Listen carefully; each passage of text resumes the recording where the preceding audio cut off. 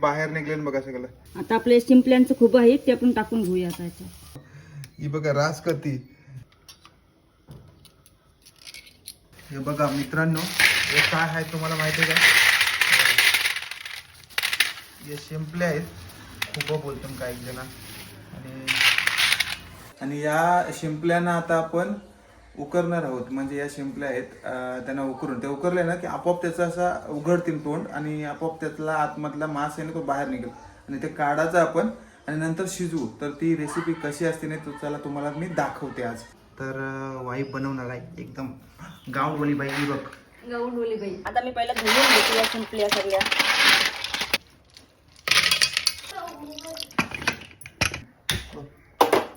आता 4 शिट्ट्या येईपर्यंत आपण शिजवायचा. 4 शिट्ट्या झाल्या का गॅस बंद करायचा आणि मग त्याच्यातलं ते गोल काढून घ्यायचं आपण. हे बघा बाहेर निघलेलं बघा सगळं कसं तोंड उघडलंय त्यांचं. चला आता काढून घेऊ आपण. आता आपण याच्यातलं ते गोल काढून घेऊया. हे बघा असं गोल काढायचं. पटापट निघताना बघा गोल काढायला. ओके. आणि सगळ्यांचे गोल काढून लगेच आपण रेसिपीला तयारी करून घेऊ. मस्त चांगलं बनलं पाहिजे, नाही तर रट्टस मार खाशील. मग काय रट्टस रट्टस रट्टस मार खाईल.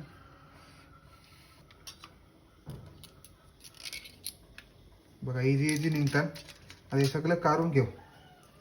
पटापट पटापट निघतात. आहेत शिंपल्या मोठ्या मोठ्या पण त्यांनी निघते बघा थोडसा.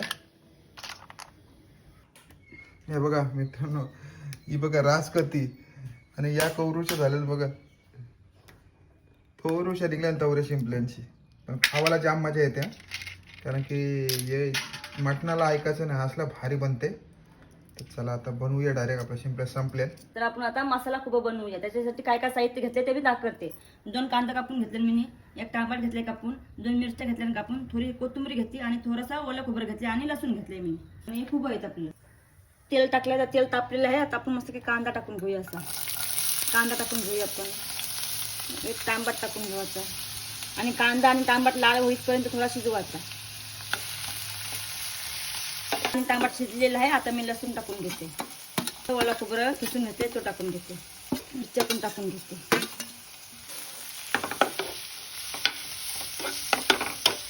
अर्धी चमच मी हळद टाकून घेते. अर्धा चमच गरम मसाला टाकून घेते. लाल तिखट 2 चमच टाकून घेते. घाटी मारून घेते.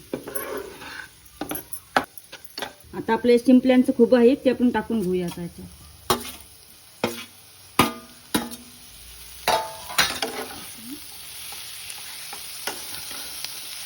मिक्स करून घेऊया आपण. चवीपुरतं आता मी मीठ टाकून घेते. आता मी कोथिंबीर टाकून घेते आणि 5 मिनिटं मी वाफेवर शिजवीत ठेवते.